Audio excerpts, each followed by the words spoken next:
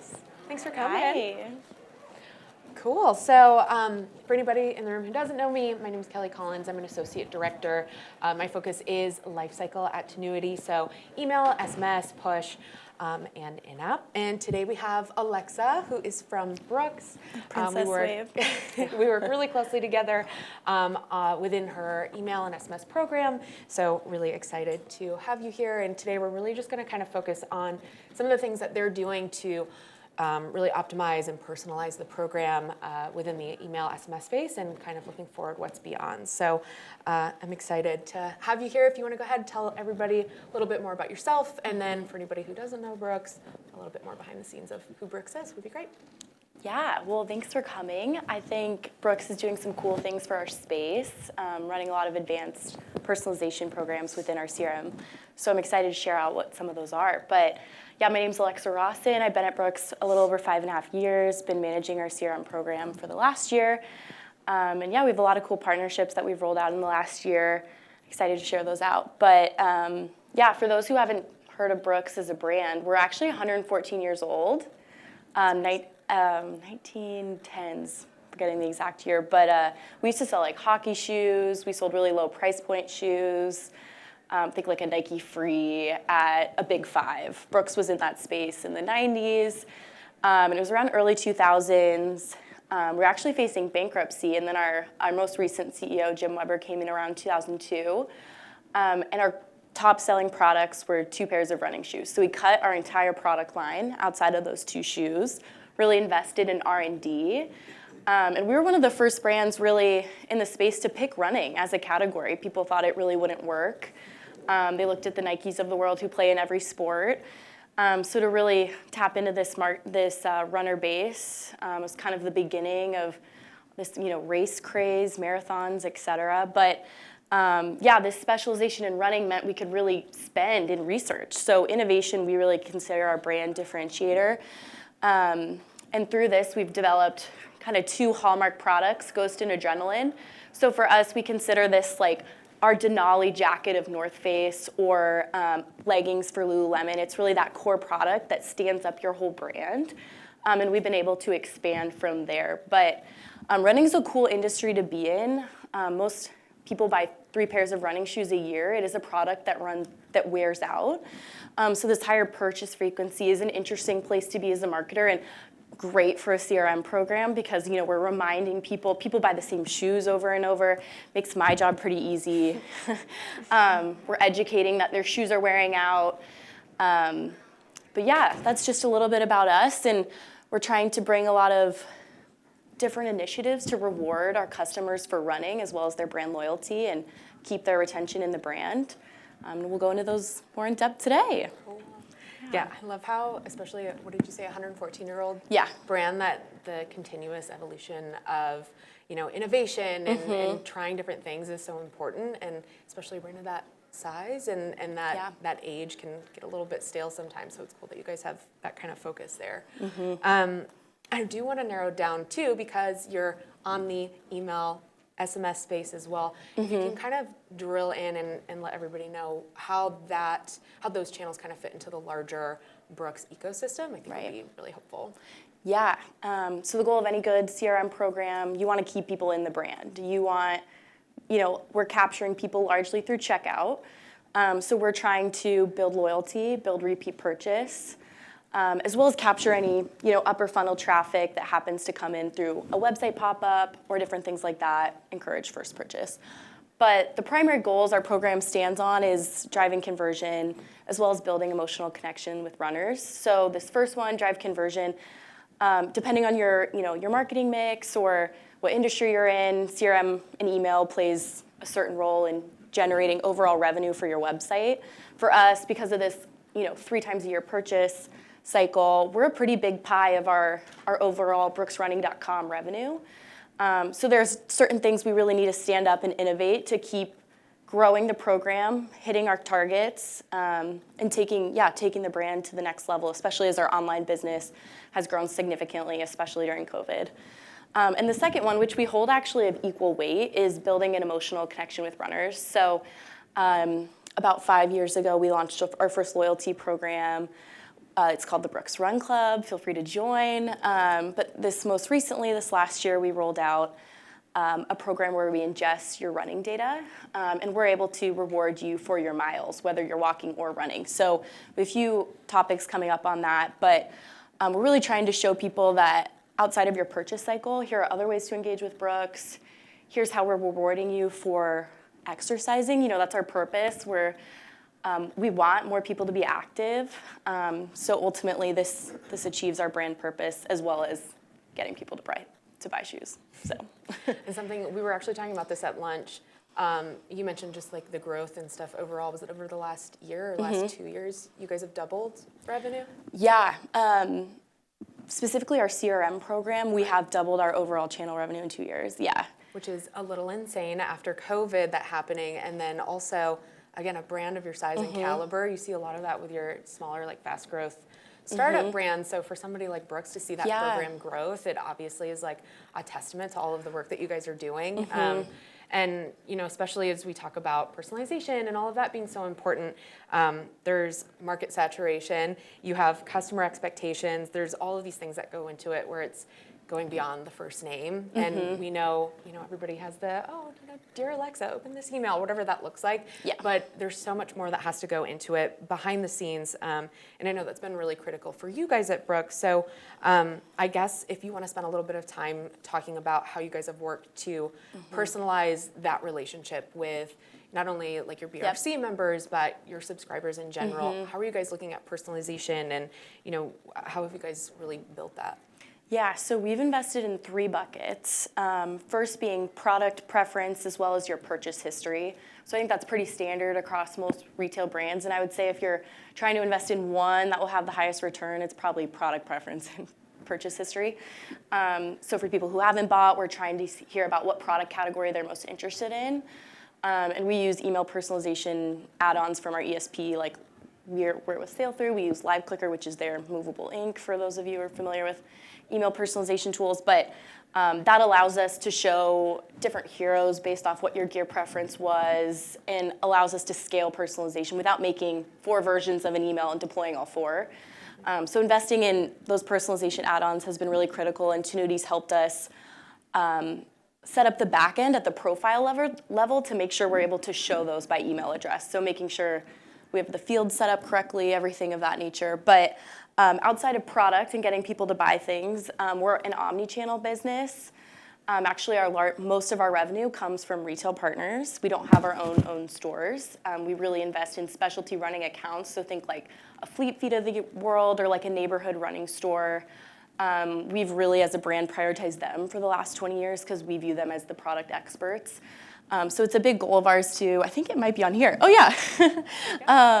And there it goes. But yeah, we use some live map and different personalization tools to show you the closest retailer to you. If you're showing signs of being a bit more dormant in our database, we're pointing you to in-store opportunities to engage with Brooks. So personalizing based off your closest retailer is another area. And the last one, and probably the most exciting, which is kind of on the slide, is we are personalizing based off your running data. So as part of joining our loyalty program, you can opt to sync your wearable device with Brooks. So this includes Strava data, it includes Garmin, Suntos, there's a whole list of brands. We work with a tool named DashLX, which is, we call them like our data conduit. They partner with all of these different services. They ingest the data for us, and they allow us to tell stories from both a marketing level, and it also fuels our innovation on the product side. So our research and development teams are using this data as well to understand our running community a bit better. And it gives us a lot of great first-party data to use on the marketing side. So one way we've done this is when I see someone has hit 250 cumulative miles, we're doing nudges to say, hey, you're clocking significant mileage here. It might be time for a new pair of shoes. And we're educating that, hey, running shoes typically last 300 to 500 miles. Here's what we think you might like, using some dynamic product feeds, and then as well as education on how to make your shoes last longer. So yeah, outside of gear and getting them to buy more stuff, we also use this running data to cheer them on and give them more positive interactions with the brand. So if you hit them 100 miles in a month, we're like, whoa, 100 miler club.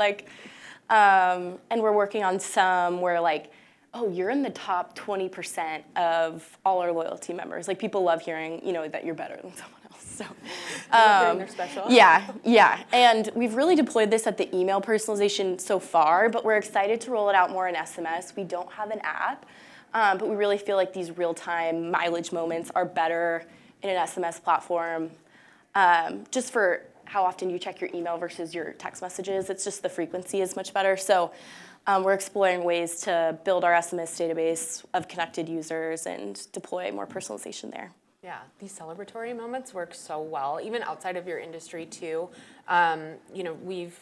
Just looking at broader like Tenuity clients, we have people in the food delivery space or B2B, and there's like we think of the celebratory moment as something like this, where it's like this really fun, light and airy thing. But I think depending on who the client is and like what industry you're in, this is still applicable. It's like finding that point to have a connection, whether it's we need them to use the app 3 times and then we know that they'll do this other action, or if you order this type of food 3 times, whatever it is, it's nudging them towards doing an action that we would love for them to take, but it's using the opportunity to create a moment and be relevant in somebody's in somebody's life. I mean, if I hit 250 miles, like I'd want somebody to celebrate with me too. So and I know you had some stats here too on just how these have performed, the 32% higher revenue per delivered than the rest of their, compared to like your more general like batch sends, and 20% higher clicks. So they're super effective in the engagement of campaigns, which is really important. And I love the moment that it can create, which is really cool. Yeah, and I'm sure what some of you are probably asking, like, how do you get people to give you all this data? We do some like sweepstakes opportunities, so it's like, you sync with us and complete these challenges, you get more entries towards a free expense trip anywhere.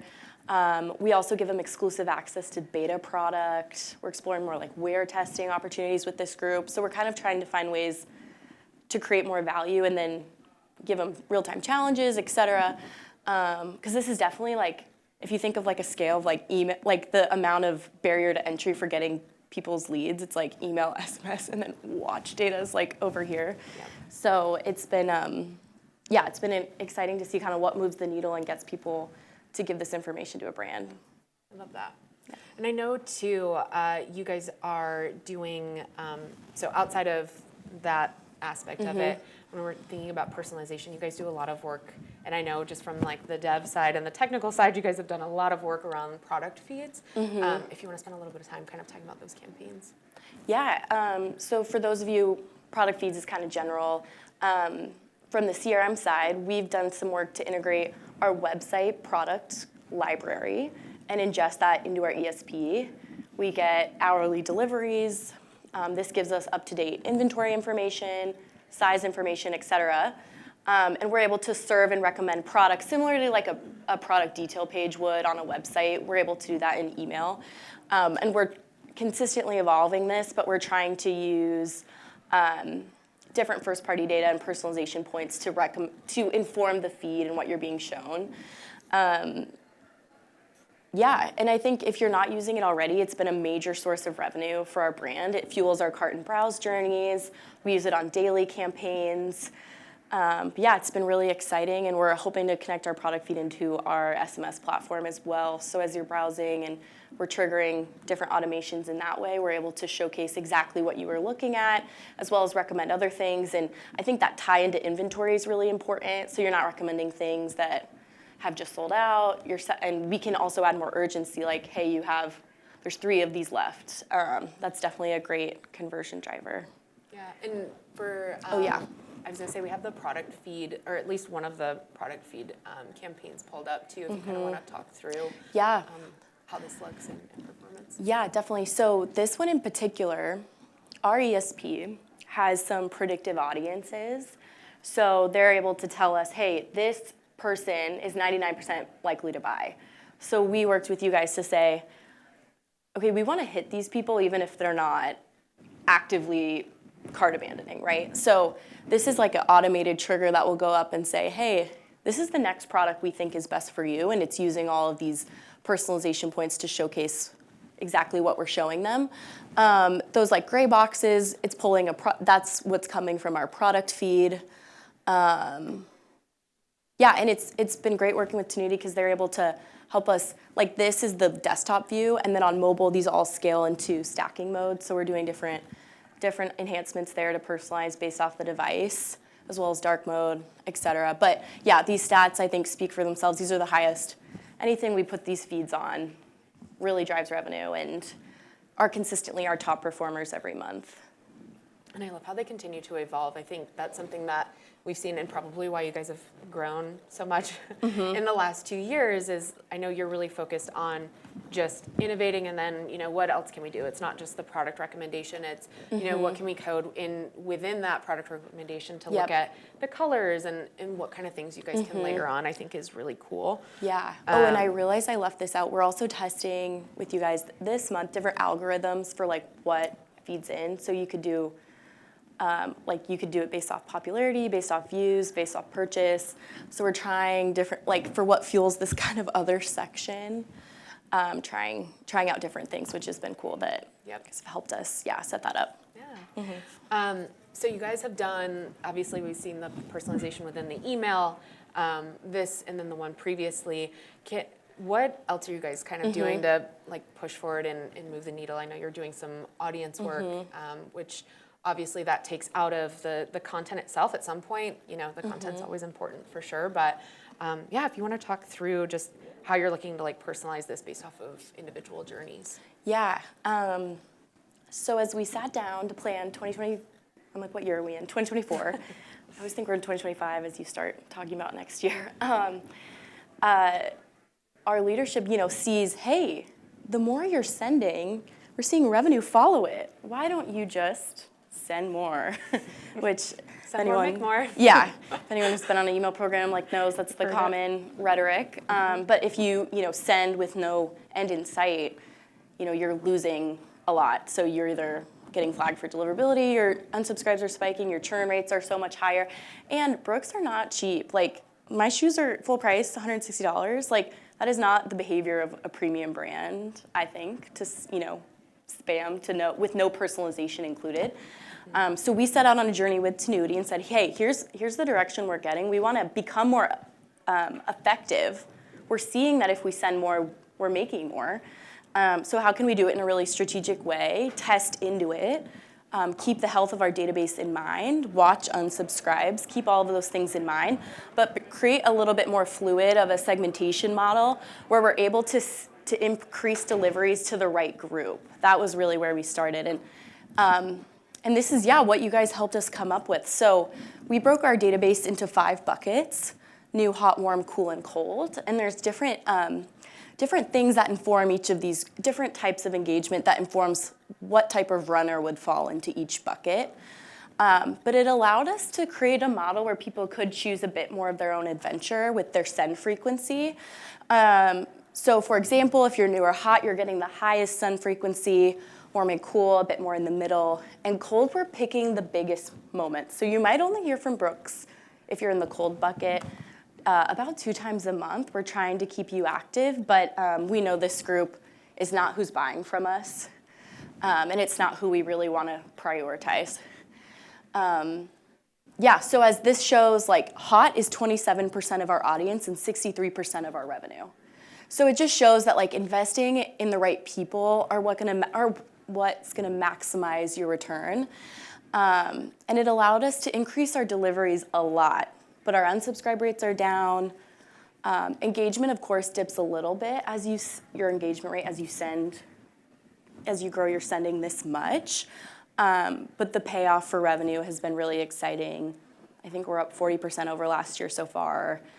So there's definitely been a lot of great return for the program, broadening our net, but doing it slowly. We had a 3-month testing plan with you guys, and we found our bliss point, where we found the kind of point of where we could stop to where we wouldn't see diminishing returns. So, yeah. And it's so cool to see too, because you come up with this all with a theory, right? If somebody's only engaging like this, there's we see a lot of times people kind of get stuck in that loop of finding, well, who's the person, who's cool, and it's, well, this is who we think, and then you kind of go down this analysis paralysis where it's there could be so many definitions to it.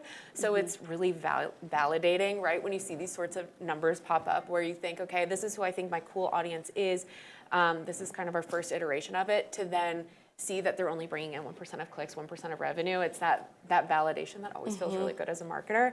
But even outside of your industry too, outside of your industry, sure, but outside of email and SMS is, we've replicated this for, with a little bit different, but with some other clients where they're actually leveraging them within different channels, which is, I think, where you really hit that wow factor, that wow moment. Because, in email, we're like, great, they're engaging so much, let's keep sending them emails, or they're not engaging at all. You only hit them every so much, but they're not just subscribed to your email program, they're subscribed to your brand. So what's their experience in the other channels outside of it? And some things that we've seen work really well is, our new and our hot leads, those ones that are super engaged, they do really well with, scarcity messaging, personalized promos, that sort of thing. When you get into, our warm users, they still represent a really significant portion of the list and a significant portion of the revenue, but they might need a little bit more education. They might need a little bit more of that nudging than somebody is considered, that new or hot. And then our cool and cold, where they're kind of hit or miss. They're definitely the ones where they need more of that, maybe like brand awareness. They need maybe a stronger offer, maybe treated as like a reactivation. These people who are in the cool and cold very well could have been in the hot category, several months prior. So it's just kind of thinking about how your subscribers move through each of these buckets, because they're doing it in real time. They're continuously evolving between which bucket they fall into. So I think it's natural to kind of take into account what's the subscriber doing and read off of their signals, so that we're not just sending 5 email campaigns a month or 5 SMS, and just being really thoughtful about it. I think the worst thing is you have a cold user where they might come back at some point, but they just don't need it right now. You know, I think is really important. So how has something like this impacted your program for what's on the horizon and what you guys have planned? Yeah, I think at a high level, we want to bring more personalized experiences to our base. So we're learning more and more about them every year. We've set and invested a ton into our data infrastructure. We have new and robust sources of first-party data. Now we want to collaborate better as a digital marketing org and build a true lifecycle model, where I'm working with the catalog team and saying, hey, these are the, as we look at the right audiences to go after in our CDP, here are the email indicators I have about this group, and here's why I think you should or should not target them with a catalog. Or a win-back postcard, or outside of print, like working closer with our paid team, and as they're doing, how are we tracking people who are coming in through more brand awareness campaigns and whatnot. So yeah, we're excited to just consider a more multi-channel model, using preferences to inform whether you get a text or an email, building more text and email integrated journeys, getting our product feed in our text channels where we're able to do more personalization there. So lots of exciting ideas floating around in the brand, but I think identifying the really important moments where we want to bring more personalization and build a better experience, because that's ultimately what creates more loyalty from a CRM program. Is your cadence is impacted by data, your initiatives are personalized. That's what people expect now. So I think really identifying new things on your roadmap, technology gaps, different things like that, to really prioritize those types of initiatives, and ones where we can really scale them are important. And then at just like a Brooks level, what's coming from us, we're trying to reach new people. So I just sat through the Brooks Brothers presentation, and which is funny because they kept saying Brooks. I'm like, oh, throwing me off. But Brooks Running is also focused on a younger audience. I'm sure if your parents might wear Brooks. I worked on like an orthopedic shoes page once upon a time. Like, we have some really slip resistance options, but yeah, we're trying to appeal to more a 25, 35-year-old base. And that group isn't just running, right? They're cross-training, they're walking. Walking's never been bigger. And we're noticing people are buying Brooks not to run in them. They're, wearing them, maybe not often in the format I am today, but so we're coming out with more lifestyle products. And looking at ways to talk to our base in different ways. Staying true to who we are a running brand. That's where our expertise is. It's research and innovation in the run. But how do we use that skill set, meet walkers where they are, meet people at Barry's where they are, play in new spaces. That's really where Brooks is focused on in the next couple of years. And I think it's so cool. Like the improvement, just your performance and stuff, just from doing the hot, warm, cold. I'll simplify it a little bit. Just doing that and the impact it's had on the program for you guys to get to a place where you're expanding into these other categories. It's like, okay, we have the runner who's hot, and how are they compared? The runner who's hot. How are they compared to the walker who is hot, new, and you can further break those audiences down based off of the category that they're interested in, because at that point there might be a lot more education around the type of shoe that they're wearing and stuff. So we've come so far in it, but I think there's just so many things on the horizon that will be just really exciting and impactful for the program. So I'd love to see that, and especially when you're talking about the other channels that you're getting involved with too, which is, I mean, it's a really interesting time, I think, for anybody that's working with first-party data, especially for you guys to kind of be spearheading that within your email and SMS team. The amount of learnings that you already have about what type of content these users respond to, what, how we even define these audiences is I think so far ahead of maybe some of the other channels and stuff too, that you guys are kind of getting a leg up when you can kind of come in and say, hey, like, we've done all of this research, we've tested these things, and this is kind of what's worked, is just ultimately helps fuel, the overall approach and strategy for the company, which is awesome. Yeah, Brooks has a lot of really great individual digital marketing channels. Like we're 1.2 billion last year. Like, it's a big company, so there's a lot of expertise in these silos. So we're really looking at ways to scale the data across different digital marketing orgs, talk better with our partners. I think we're all really good at what we do individually. But where Tenuti's kind of structured themselves to be a more lifecycle marketing focus, I think we're looking to do something similar, right? Where we have a bit more strategy at the top level of, we all have agencies doing different things. How can we work together and build these more life cycle journeys and think about the runner everywhere they're going and not just within our emails. Yeah, exactly. I love that. Yeah. Well, thanks so much for walking us through that, and even working really closely with you. I feel like I've learned so much more about Brooks. So I appreciate you kind of going through. I'm excited to see what you guys do just as a brand, and then also how we can kind of level things up for your performance. I'm excited. Yeah, thank you, and thanks for sitting in this one. I know the email representation here is small, but mighty. We're strong. Yeah, we're strong. Email. Yes. But if anyone has any questions, I'm around all day too. And yeah, nice to see who actually is maybe interested in email here too, versus like before. I'm like, where are they at? Yeah. Okay. Which channels are you in? Yeah. Awesome. Well, yeah. Feel free to find us. We'll be popping around outside. We give you guys a little bit of extra time back. You can break ahead and early into the bathroom line. But thanks so much. I'm excited. Yeah, thank you.